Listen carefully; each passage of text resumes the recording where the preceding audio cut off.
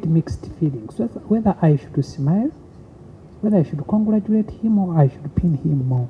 Or you should cry Mr. for Musinguzi, the pair.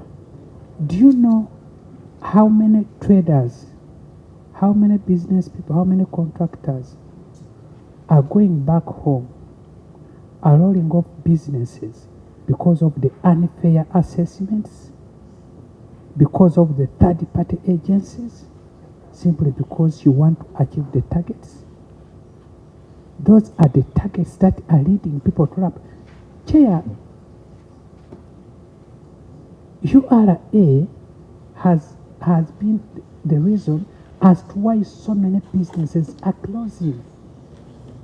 They have a system of having background information on any person, but they can give you an assessment of 200 million. And the system to challenge that assessment is so complicated.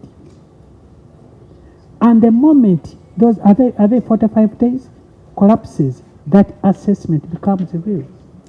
And it becomes part of the principle. And that's the money you get to achieve the targets. I started a company when I just from university.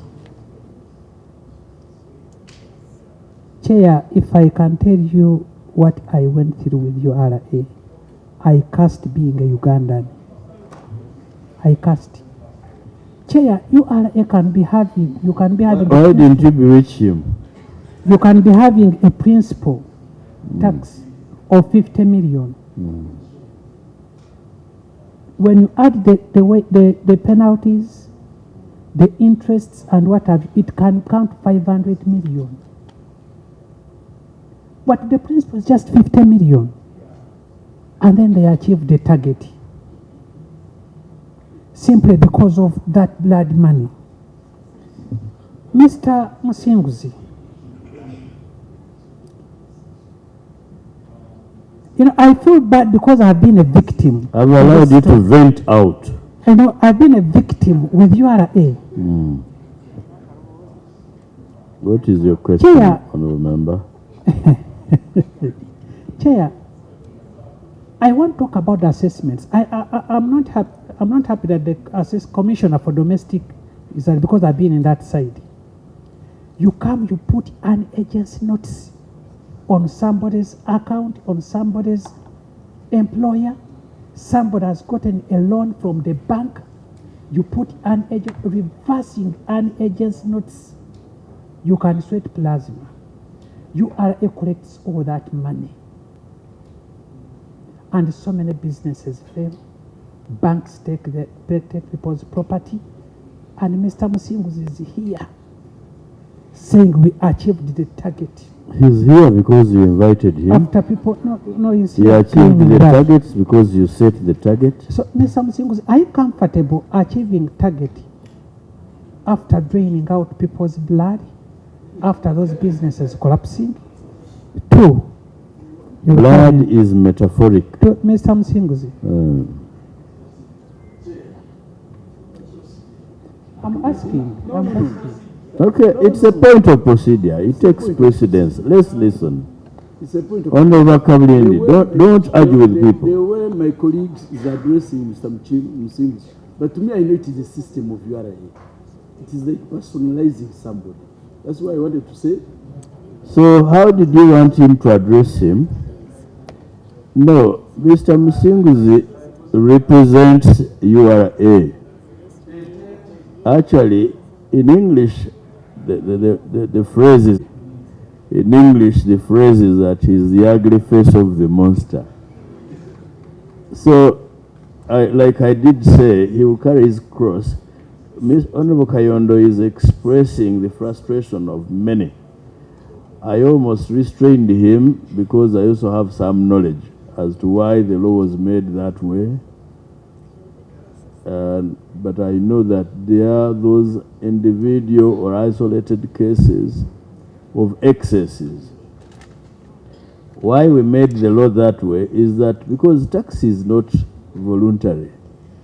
When you make it voluntary, we will not pay, or many will not pay.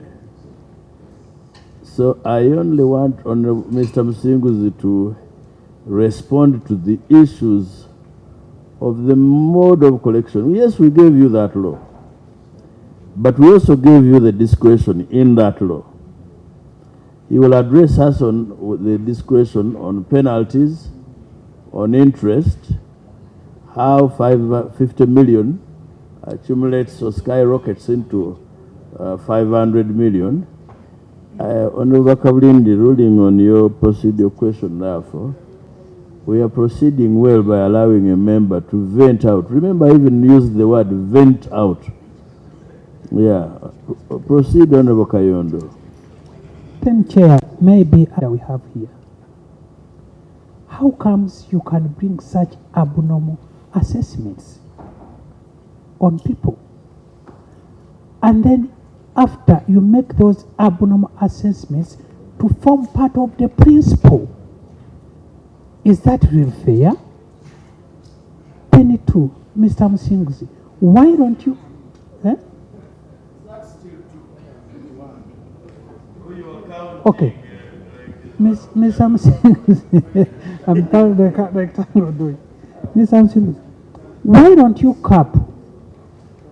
What stops you from capping the interest and penalties?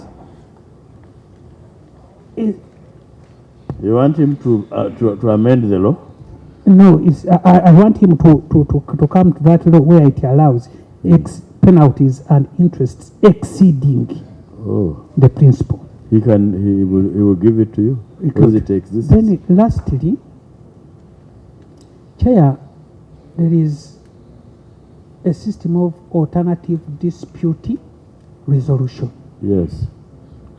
Mr. Msinguzi, you've used that to exploit us. I've vested and is not yielding. Please check it out. And accepting you to reach that level. Because after your assessment being rejected, that's why you have to run it too. That's why you have to alternative dispute. Okay. Honorable now make a motion. First time to interact with him, but I think you need maybe to go back on the drawing board and check why people are resigning, because we also interact with people differently. I think there must be some cause, much as you say that it's not alarming, but if you get like 3 or 4 commissioners who have been working there for some time and they resign. Even this domestic tax commissioner, you said went for greener pastures, but the information on the ground is that he just resigned because of how the system is working. Maybe you need to go on the drawing board and see and check. And also, this corruption that is coming in, which we are trying to root out, you need also to check on these goods of customers that delay, goods to delay from April, the backlog. At times when there is a lot of delay, people are human, you find them negotiating. They can negotiate, and that's where corruption comes from. And we have been told that I see you as a humble person, because I said I've never interacted with you. But people say the humbleness could be on the face. Your staff are scared. They don't make a decision, therefore things delay. Because when someone makes a decision, they are fearing to be either sacked or something. So I'm just telling you because I'm not working there. And as the chair said that you have to carry, I think you need to check that, because why should people, if children get scared of the father of the keeper of the home. And when he comes and people just run away, then there must be a problem. So you need to maybe address it. And back, you need also to check on the corruption in the upcountry offices, because maybe people will concentrate on these big people here, but there are also those small traders back in our constituency. Your staff, they need to be trained on how to handle people. They come in a scaring mood. I don't know whether that's how they have been trained. Then, of course, most of our people are not educated. They don't know. When they see someone coming, then bringing this and that, they fear. And then in the end, he comes back on a talking tongue. And instead of money going to government coffers, if the assessment was 300, one gives like 50 or what, and then another one, say like 100 goes to the person, and that's it. So I don't know how you are prepared to look into that. But the information. Yes, information. She's giving. Thank you, Chair. I just wanted to give information the operation of some of the URA staff. Honorable Chair, we had a very ugly incident in my constituency at Elegu border, where one of the business man was killed. Actually, he died running away from the URA people. It was very unfortunate. I think they could have handled that situation in a better way. Maybe if they were chasing him, they could have maybe either deflated the tire or something, but they kept chasing him, and the poor man drove until he got a very terrible accident and died.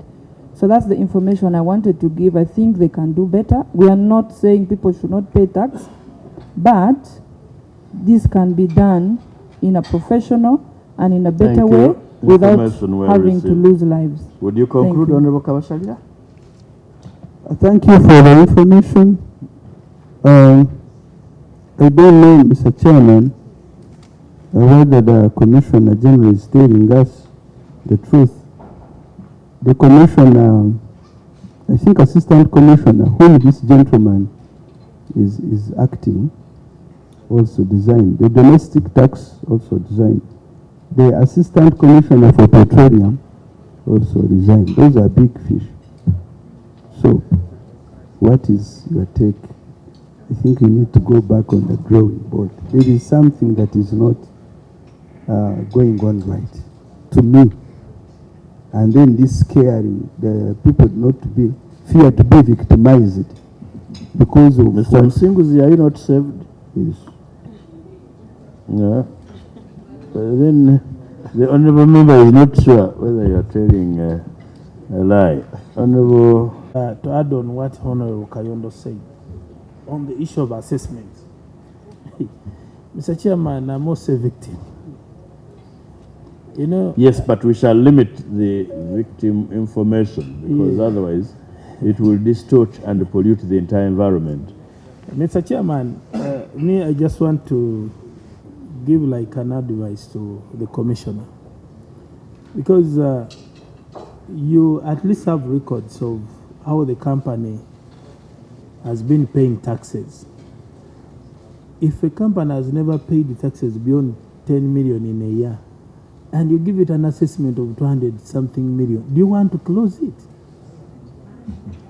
Because ideally you're going to close it. You make it a principle, it starts accumulating interest, and in the end this person cannot pay it. Okay. Eventually this company will close. Mr. Msinguzi, you have received the advice. Very important questions and comments. Let me start, Honorable Chair, by addressing the issue of over-assessment. Honorable, as you know, the principles of taxation in our country, first the taxpayer is given the opportunity to self-declare. So you declare, I've imported goods worth this much, and therefore this is the tax that comes out. I have made sales, I have made income of so much, and therefore this is the tax. So self-declaration and the assumption that the taxpayer will be honest is the first choice. However, Honorable Chair, when there is reason to suspect that the declaration is not accurate, then URA comes in. We come in either first as an advisory. We say we have reason to think that what you have declared is not true. Can you amend your declaration? And then, of course, when that does not work, we also move into assess. And we can assess either by doing an audit and establishing a fact. Some years ago, we also used to do some administrative assessments where we do not actually do an audit, but we make some estimates based on certain parameters. We are reducing that more and more because it's not accurate. Now, there are two things that can help us overcome this challenge of assessment. In other words, I'm saying, yes, there have been instances when there are over-assessments. But what is the way out of this? The first and most recommended solution for us is adoption of technology. Technologies like IFRIS, which has been referred to by a number of the honorable speakers, is a very good technology, both for the trader and for the taxman. It brings total transparency. We do not have to over-assess you or under-assess you, because every sale you make will receive. Every purchase you make will receive. And at the end of the tax period, whether it is a monthly tax period like VAT, you click a button and confirm what is in your system and you submit. And that way, there will never be conflict between us and you. So the first recommendation to our taxpayers, let's embrace technology. That's where other nations of the world are able to have a very peaceful arrangement with the taxpayers without any conflict or contradiction. So then of course, before we adopt the technology, some people are afraid of the technology, change management. When there were strikes the other day, the reason why people were refusing IFRIS, they were saying it is so intrusive. It even sees what is in your intestine. Now we need to overcome that fear and know that there is a positive side to it. But before we do this, should there be an error and you feel you over-assessed, there is a very clear procedure on how you address over-assessment. The first one is that you object. And the objection, many objections are handled independently and assessments are reduced or dropped. If you don't succeed there, there is ADR. And Honorable mentioned that ADR, I should double check it. I take that information. We will see how efficiently it's working. But the idea is that ADR is also an independent team that looks at our tax disputes with our taxpayers with a view that we settle these matters amicably. If that fails, then there is TAT, the Tax Appeals Tribunal. This is totally independent, and they make very independent decisions. So there should be no fear that we are going to suck blood out of the businesses. And in this case, I want to respond to the particular questions by Honorable Kayondo, because unfortunately, he has explained the audit he went through, and we really would like to register our apologies for any mishandling that may have happened in your case. But this is a one-off, Honorable. I want to assure you that we deal with 5 million taxpayers, and these occurrences cannot be the order of the day, because if our target is to collect the target for this financial year and cause many companies to close because of taxes, then where shall we get the taxes for the next year? Because we must hit the target today and tomorrow and the next year. And if it were so that our actions are causing businesses to close, then we succeed 1 year and the next year we have a problem. But we are looking at a sustainable growth of revenue together alongside with sustainable growth of businesses. And this is not purely an issue of tax administrators, even policymakers, you have a role there to play. We must come up with decisions that will encourage business growth for our country to move forward together. But now to speak about the particular questions you asked. So if there is overassessment, the channels are there. You have mentioned ADR is not working well. I will double check, and I would appreciate to know your specific case so that I know what status it is under the ADR. On that one, two things before. One related, because that ADR itself is sanctioned by URA. It is conducted by URA, who is the tax officer. Do you have any policy proposals you would make? Because yes, I understand we have the Tax Appeals Tribunal, which is independent, but then the ADR itself, which is more or less a mediation. You are mediating with the person who assessed you. Yeah, because yes, as a whole, that's number one. Number two, there have been complaints by people of certain goods which are said you do not know the rates. In other words, the assessing officer is only grumbling. And then somebody says, and I think you've heard it, where somebody says, they are asking me to pay more than I paid for the good. You know, for the goods themselves. Is there a way? And of course, it also crosses into the informal sector. Certain things which are informal in nature, in other words, you may not have the rates, and so on and so forth. How do you deal with those cases where the rates are not known, you did not foresee? Yes, and how does that contribute to the delay, generally? Maybe you're trying to benchmark and see the practice elsewhere. That additional comment, yes, I agree with the observation.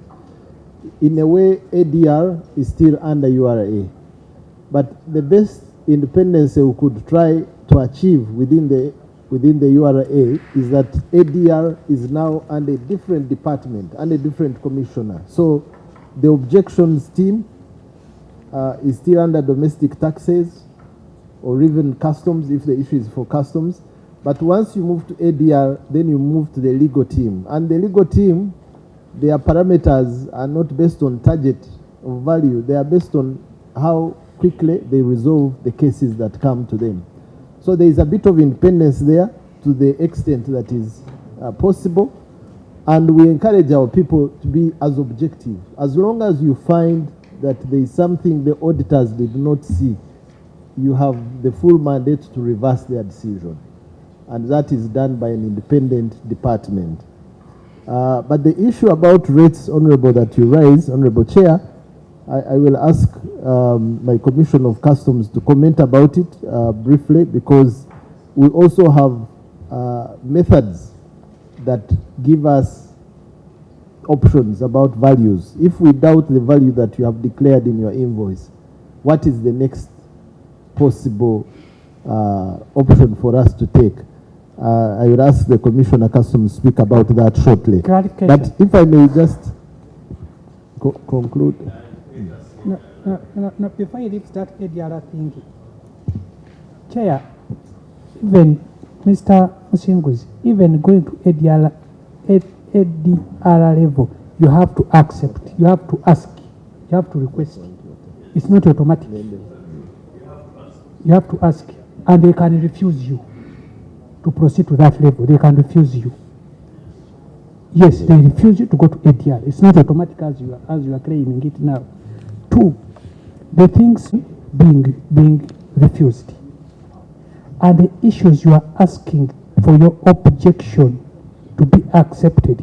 are too complicated to the extent that the assessment automatically has to go through. Because look at the conditions you put when you are assessing the objection. They are too complicated that at the end of the day, the assessment, which is triple what is true, has to go through and it becomes the principle. That's where the problem is. Mr. Chair, may I propose that we embark on this one, then these ones will come later. The proposal will not be taken because now what they are doing is part of representation. We do representation here. And those feelings you hear are the feelings of the people we represent. And why I allowed the people who you have termed businessmen is because they have the practical experience. The questions I'm asking, because I'm not a businessman, are classroom theoretical questions.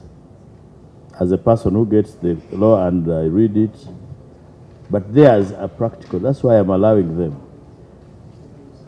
Be at peace. We will finish.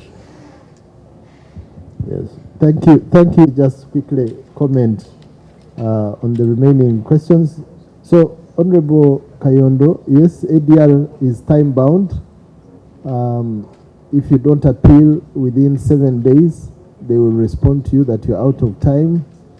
And then the next option would be to go to TAT, because TAT is totally independent and they look at this matter. This is just to save the time, because you have already spent 90 days at objection and many others. So we must close the issues within reasonable time. That's why maybe you are told that you're out of time. But please engage. Maybe you need to mention that ADR, the time is also in the law. That's right. And you made the law. That's right, Honorable Chair. Now, the issue of capping interest and penalties, for sure, that is also a legal matter. And I think for tax heads like VAT, the interest cannot exceed the principal. But I also want to thank the Parliament, because this year you passed a law which waives all interest and penalties as long as the principal is covered. So my advice with anybody who is fighting any tax issue with us, please, let's conclude the reconciliations. Once you establish the principal, pay it as long as it's before 30th of June 2026. The interest will collapse, whether it is 500 million or any amount. But for other tax heads where the interest is not capped, we'll bring it back to Parliament for capping. So, Honorable Kayondo, I hope that answers the questions you raised. Let me now move to the questions by Honorable Naomi Kawashara. And I thank you, Madam, for your additional comments on the resignations at URA. It's true that over the last maybe 2 years, yes, the Assistant Commissioner for Public Relations left. Now the position that is occupied by Kalumba. I don't know whether he had issues, but he never expressed that the resignation was out of frustration. He told us he had gotten a promotion in his former place of work. The AC Petroleum also left recently, and she also got a position in the sister organization, I think the mining company. So when people express an interest to leave, unfortunately, we cannot say you won't leave. But I will put in the torch and know if there are other underlying reasons as to why they are leaving. But again, Honorable Naomi, for your question on corruption, at one point you said we should check out the corruption Upcountry, and then at another point you said we should find out why the staff are afraid and check out that. And it's a very valid point. The message that we give to the staff as management is that no one should be afraid of doing their work, and no one should be afraid of doing something that is right. But at the same time, we caution them that in this era, corruption will not be tolerated. Why? We have been entrusted with a very special mandate in this country. I don't think there is any institution that has a sacred mandate like Uganda Revenue Authority, because we are basically collecting the money that makes the nation move or develop or run on behalf of the 50 million Ugandans. So it is not a mandate that we can tolerate corruption. Now, if you look at the improvement in our revenue collections for the last 5 years, just as an example, we have moved from collecting 16 trillion to collecting 31 trillion. That's a growth of 15 trillion in 5 years. And you can look at the tax measures we have introduced in those years to change the tax rates and improve the collection through changing of laws. Because Honorable Kabasharira, you've been in this parliament and you may know that the years before, at least COVID, there would be new measures every year, changing the tax rate on fuel, changing the tax rate on this item, just to boost the collections. But in these years, because of the COVID impact, most of the measures you have passed in this house have been either to waive some interest or to align some laws, but not necessarily to improve tax rates. So the point I'm trying to make, 15 trillion growth has come from closing the leakage taps. And this is not a simple fight. It's not popular for us in management. It doesn't earn you any friends. But if we must do it for the sake of our country, then we have no option. We will do it. And of course, people complain. But I would like to assure you, as honorable members of parliament, that there is a proper due process for dealing with the vice of corruption. There is nobody we shall chase because someone has alleged they are corrupt. There is nobody we shall chase without due process. We set up a whole division for staff discipline. We call it the division of integrity and compliance. They must investigate.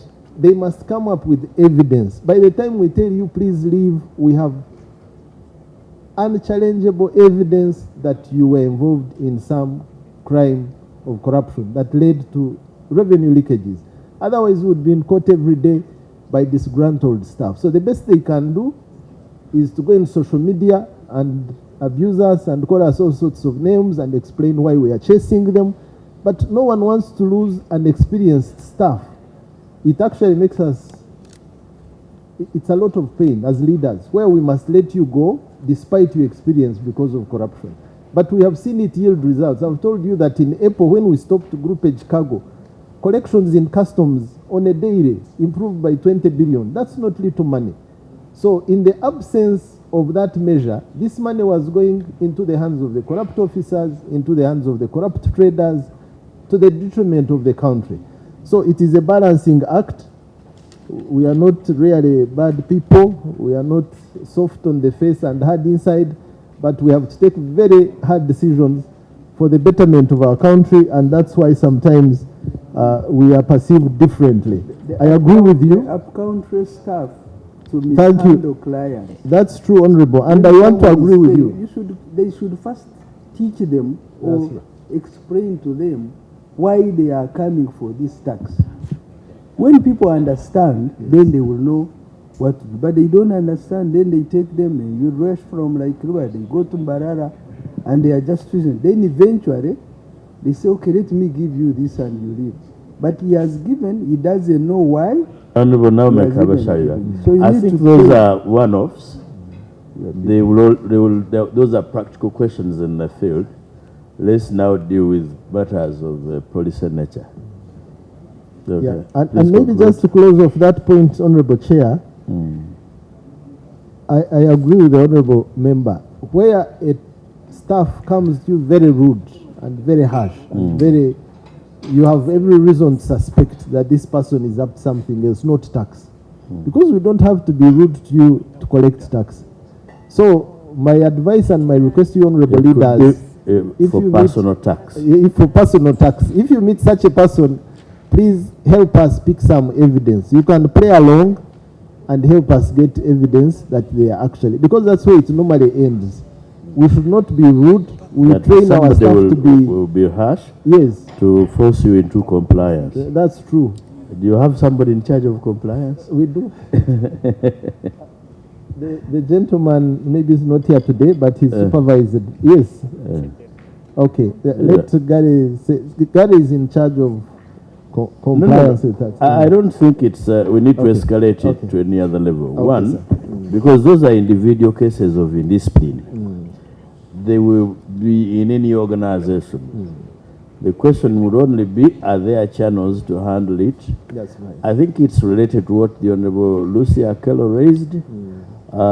Practically, when somebody is chasing a suspected smuggler or taxi evade and so on and so forth, it's a question of judgment and how you apply common sense if you possess the same. We cannot make a general pronouncement as Parliament. We can only say, deal with your cases of indiscipline. We do not want to lose Ugandans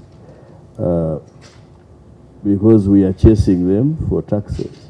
Lorraine, that's where we are having so many people vacating URA during your reign. But it be a reign of terror that during other reigns, we studied about. People were fighting to join URA, but your reign has been characterized by a lot of resignations. You know, when you are having so many resignations, even at our side we are not safe. That means people are coming to vie for our to attack us. For our constituencies. So don't you think you need to align that side? Thank you. I just wanted to add on, Chair. Okay, on Namaingo, use donkeys. On borders where somebody goes with his donkey across the border, loads merchandise on it, and then tells it go back home. Then it goes back home. So the tax officer will have to deal with it. Do you shoot the donkey? And especially these are areas where you do not have vehicles. So what do you do to the donkey? And it knows it's home. So practically how you deal with cases of evasion and so on and so forth, we may not give you lectures. The only thing we can say, apply a human face. Because don't reduce our population. We need this population to pay taxes the following day. The revising the laws. Finally, it's a balancing act, even for staff that are resigning. On the one hand, you want somebody to remain there and collect more taxes because they are experienced, you have trained them and so on. But what do you do when there is a case of indiscipline? You must also deal with it, because if indiscipline is on the rise, you will come back here and we'll ask you the same questions. Why is there indiscipline? Honourable members, let's proceed to the report of foreigners. Oh, actually, there's a question on boats. The status of the IFRIS. Then the cross-border traders. Of 3 packets of that. Did you use the word not detained? They impound. You impound the person and the ngano. You will not ask a fresh question. Then there is a status of IFRIS and the one of foreigners raised by the Deputy Chair. Okay. Thank you very much, Chair and Honourable Members. In the shops, you are right, Deputy Chair, that was an issue that was raised during the strike, and the Ministry of Trade, together with the Ministry of Foreign Affairs and local governments, were met in a subsequent meeting by the Right Honourable Prime Minister, who tasked them to do the enforcement, because she agreed that already the law provides for competition between foreigners and locals, and it was a gap of enforcement. So I'm sure there is some progress maybe happening. Foreign affairs or internal affairs? Because there are some who actually come in here and they are not qualified to do business here. That's right. Others are not qualified to work here. Correct. Because of the capital limitations.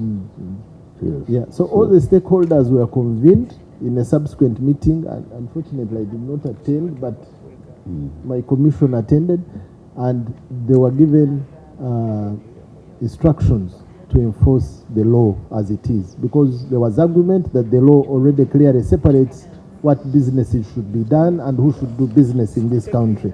Yes, but I did ask a rider question. Yes, sir. How is this related to the tax incentives that we give? Because there are those people we give tax incentives. As a result of those tax incentives, their products, the prices are much, much lower, which leads to unfair competition with our local people. Okay, Honorable Chair, no, the incentives are given mainly to manufacturers. And what would that mean is that the products they produce should be cheaper than the imported products. So that is to encourage Bubu. I think the complaint was that these manufacturers go and open outlets downtown and they sell at their wholesale price, which they said these ones who are going to sell and compete with them. And I think that was where there was agreement that that will be breaking the law. If you have to sell from your factory and let someone else distribute for you in the downtown shops. But the responsible MDOs of government are handling that. It is not in our scope. So the next question, Honorable Chair, was from Honorable Mzari on IFRIS. Yes, you gave the experience of where you asked for a tin. Now, for starters, if you're a final consumer, you're buying goods to take to your home and consume, those supermarkets do not even need to ask for your tin. The moment they start asking for your tin, know that either they do not want to use IFRIS or they do not know how IFRIS works. Because if you're not going to ask for a refund, they should not, that space of tin is not mandatory. They should go on to give you your e-receipt without you providing a tin. It's a lot of trouble for you to cram your tin or to first look for your wallet and get the note where you wrote it. So if it is a purchase for business where you're going to claim input VAT, then they are right to ask for your tin, because you will use this receipt in your returns and it will constitute your VAT input. So we can investigate the issue with those particular supermarkets that ask for tins. But ideally, and then the rider question was that some supermarkets are closing, others are thriving. That is the distortion that is caused by partial implementation of the technology. Anyone who is in IFRIS and is fully compliant with it, he will be paying the right tax. Anybody off has the leeway of declaring what they want because there is no transparency. So the solution to leveling the ground is that we apply this technology across all equal competitors and traders. That will level the playing field. Now, fortunately, we now have clearance to go on and roll out IFRIS and implement it, which was not the case because for most of last year, we were not able to enforce on IFRIS. And we think that unleveled ground of some businesses having IFRIS and others will be wiped out by expanding the rollout and enforcing on those who do not use it so that it is fair and for all. And the same answers the question of Honorable Peter, the hardwares that are not using IFRIS. Yes, those are the ones who tell you you want a receipt, e-receipt, or you want the manual one. When they say manual one, they are trying to dodge the VAT on that sale, and please, we pray that you insist on having the e-receipt. Of course, they will threaten to charge you more, which explains the issue of Honorable Mizari, why others sell cheap and others sell more, and that is why IFRIS should be applied across board. And then the issue of the boats. Thank you, Honorable Peter, for the observation. Yes, some of our boats have been old, but I would like to confirm that this year we have some budget for acquiring some boats. And they're expected to be delivered by the 30th of this month. So we'll be able to replace those old boats in Siguru and Hama Islands. Thank you very much, Honorable Chair, and thank you, Honorable Members. What happens is a question you've not answered of impounding cross-border traders. Or the small traders. And then they may not even be traders. From what he's saying, even somebody buys a kilogram of meat across, because you may find that the center is closer the other side than it is this way. Then Thank you, you- Honorable Chair, for that reminder. We really do not stop cross-border trade. 1 kilo of meat, one sack which you can carry on your head of food from across the border. We know that that's how our communities live. What we discourage and try to stop is bringing in small quantities and accumulating them into bulk. And that is happening across many border towns. They use border borders to bring some cartons of wheat, but if you don't stop that, those border borders will bring in a full container. Yes, they do this. So what we do, we monitor the frequency, and once we know that you're accumulating this for business purposes, we stop you. And normally it causes a bit of a clash because some communities are used to that lifestyle, but we also back that up with sensitization so that we let them know why it is dangerous to buy the carton of wheat from across the border, which has not paid tax, and kill the market of this wheat that has paid tax on our side, or cooking oil from across and kill the market of the big taxpayers here. The moment we let that thrive, we immediately notice a drop on the tax contribution by the manufacturers here who produce similar products. And that's why we have to protect them. Thank you, Honorable Even Chair. when I look at him, he looks like them. You want to deny? He went to school using the same means.